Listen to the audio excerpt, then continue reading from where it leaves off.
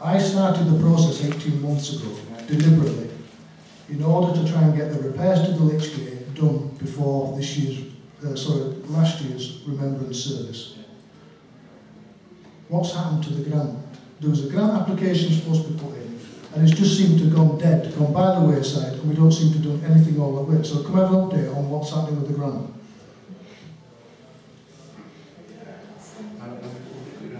Well, as far as I know, what happened was Jan Reader, that worked for us before, the new senior administrator, was pursuing this, but unfortunately she left last year, wasn't it? And Mrs. Morley is still intending to get around to looking at this. I've said to her, when she gets everything sorted out, because everybody knows Marion's finished, she's trying to sort a lot of other work out, that we start and have a look at this again. And the idea is that we get either other groups that are interested, such as St James's Church and other organisations in the village, to try and get this grant put forward. We've got the survey, we've got the prices, or costs should I say.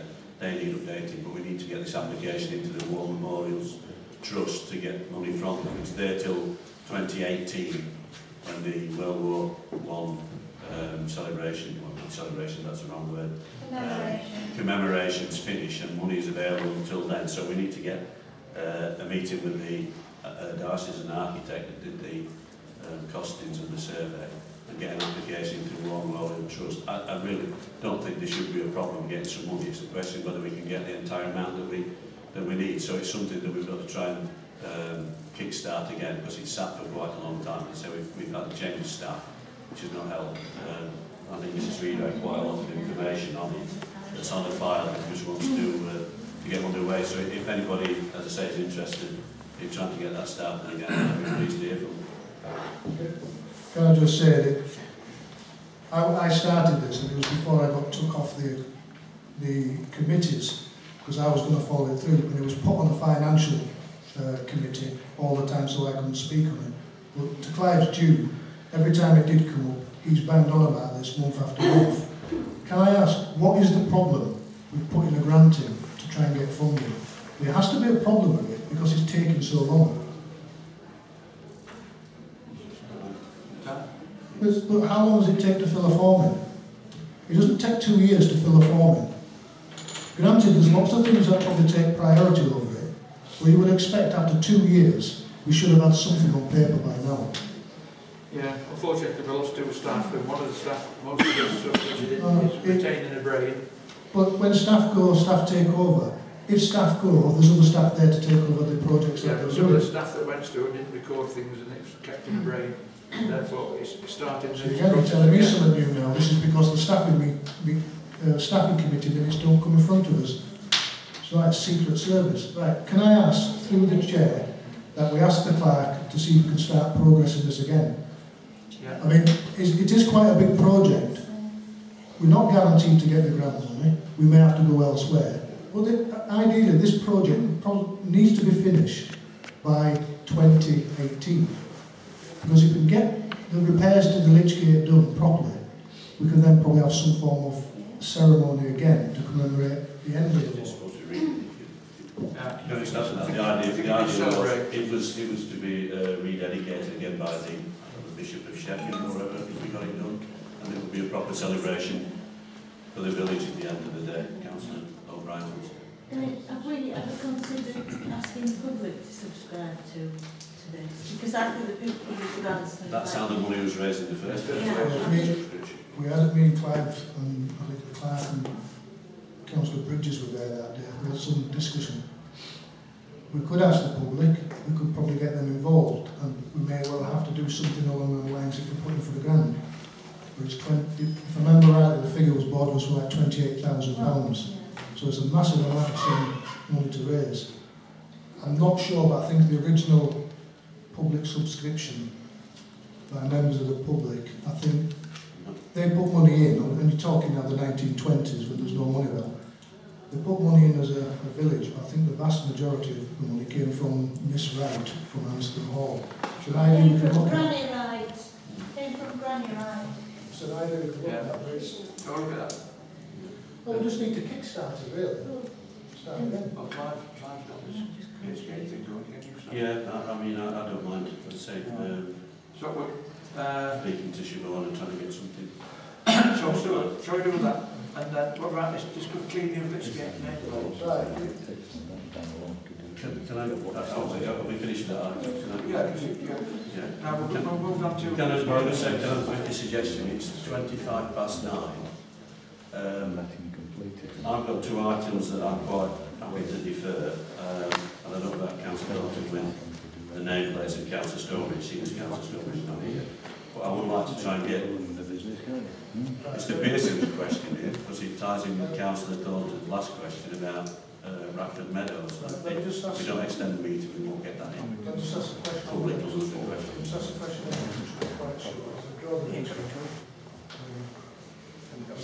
Right, the next one is to discuss the cleaning of the Lichgate nameplates. I'm going to ask the question, I'm looking at right through the chair. Last year sometime, I can't remember when it was, June, July time, I think we passed a resolution with the £2,000 we had standing in reserves that was allocated for cleaning the nameplates. Did the nameplates get cleaned? The nameplates didn't get cleaned because there was conflicting advice from the specialists as to whether A, they could be cleaned up or not. One memorial company said that it was just totally destroyed them. They were the idea. So I think we were going to go back to Andrew Shepherd, right. It will time with the Lichgate meeting because he's the expert. Right. This Andrew Shepherd, is he running a business now or is he on his own, or what's his position? Well, what I'm saying is he a person we can go back for advice to get that one sorted? Still operating. He's still operating. Right. He's still analysis. Right, I'll email you later, Michael, thanks. I withdraw the item to discuss the attendance of Councillor Stonebridge because he's not here. I don't think he'll ever be here. There you go. I'll withdraw my items, and if we want to go on to that last one, which is about Mr. Burning, Meadows, Mr. Pearson raised earlier on. Can I just come in on this one? I'll read my letter out loud. You have to read the email out? Yeah, I'm going to read the email out, so know what my position is on this. The discussion. Any burning should stop. There was a... So, I think I am to you. There's a thing about the burning or proposed burning up in Radford Meadows, and I wrote, any burning should stop immediately. The issue should be put before full council for discussion. The parish council did not spend hundreds of thousands of pounds of taxpayers' money to turn Radford Meadow into a waste burning site. This land was purchased in order that it would help protect Anston Wood. You cannot have an environmental idea to protect land and then destroy it by leaving large patches of burning upon it. The land at Elliotsfield is already ruined by burning and dumping of waste, and I want to say why buy fields under the pretense of protecting them, then proceed to desecrate them. I personally don't think we should be burning any rubbish in that field. I don't know who's responsible, I'm just saying I don't think we should be burning over there. The staff were working under my advice that they should go up there and put material that they've pruned elsewhere and burn it up there. As we received this email, no burning has actually taken place. We put that on hold, but the stuff that was pruned and taken up there is actually still up there. Not wanting to encroach on whether we should be doing it from a moral perspective or not. From a legal perspective, we do have an agricultural exemption licence which allows us to take material, transfer material, and so long as it's not composted or stored for more than 12 months, it's not a waste site. And all the things that Mr. Pearson has mentioned do not come into effect. So therefore, from a legal point of view, there is no problem. I've checked with the Environment Agency and they've replied and everything's fine. We are registered. But the question, morally, whether we should be burning it there is obviously open for discussion. Right, going to come out right. As I stated, I don't think we should be burning in Radford Meadows. However, I am appreciative of the fact that we have waste material and we have to dispose of it somehow. Again, I was the one that complained about the burning down by the allotments. So maybe that's now caused a problem where we have items that need burning and with nowhere to burn them. It's something the council are going to have to think. And again, I'm looking again at the fact if we take that off site to a contract, we will have to pay for that. Yes, I mean, at the moment, the problem is that we, as a parish council, can't take the material to Park Farming because of the current ongoing situation between Park Farming and the residents of South Anston. So that's been a stop or a no-no for many years. The only other alternative is to pay a contractor to take it offside and dump it on our behalf wherever they choose to dump it. Would it be possible to possibly look at getting some form of quotes for that? Just as we'll bring it back at a later date if the council wants to discuss it, how we dispose of certain types of waste materials. If you have an idea how much it's going to cost to contract it out, then we can inform discussion. Can I just add a bit on this, John? It's half past, we're going to have to suspend. Well, can I just say that I made a suggestion in a staffing committee meeting last week that we maybe look at there's an area on the allotment side of North Anston which is obviously in our ownership that I think the allotment holders are wanting to put a building on or something like that, sharing or something like that, but it's quite a large area. There is permission for burning on the allotment given to the allotment holders as long as they observe the sort of like politeness and rules and don't burn when the wind's in a certain direction. And it's a big enough area, I'm sure, to actually cater for what we do. I might be wrong, but is it a possible solution that we could use that since it's our land? I don't think it's going to harm any of the allotments. It solves the problem of Rackford Meadows. I mean, I don't know whether that's a viable option or not. I'll take, you know, if somebody's got an opinion on that. It's just the fact that we actually own it, and it wouldn't, you know, if it's done properly, it wouldn't cause a problem to them. I think it's a problem that it's happening up at Rackford Meadows. It's not happened yet. No, but it was going to. Right, can I just propose to continue suspend standing orders for 10 minutes? Or no? I would propose that.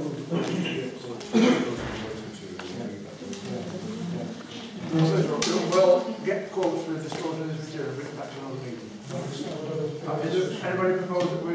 Mr. Chairman, extend it 15 minutes.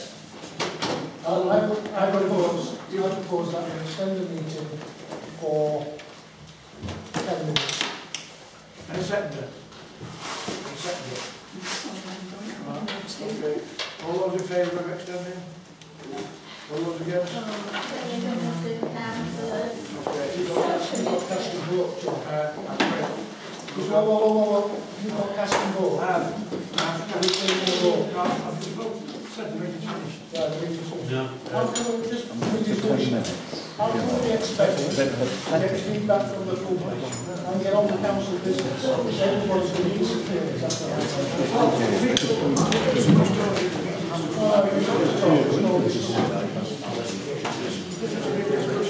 Leave it running a bit. Leave it running a bit.